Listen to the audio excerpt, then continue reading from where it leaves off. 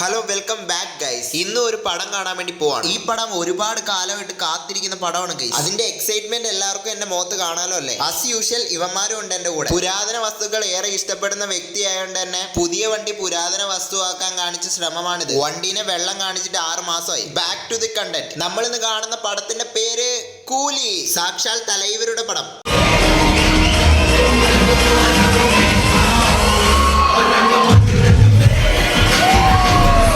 ആ എക്സൈറ്റ്മെന്റിനെ ഒന്ന് ബൂസ്റ്റ് ചെയ്യാൻ വേണ്ടി ഒരു ചായ കുടിച്ചു. ഈ തിയേറ്ററിൽ ആദ്യമായിട്ടാണ് വന്ന് പടം കാണുന്നത്. തിയേറ്റർ കൊള്ളാം. സ്ക്രീൻ കുറച്ച് ചെറുതായി പോയോ എന്നൊരു ഡൗട്ട്. എന്തായാലും പാക്കലാം.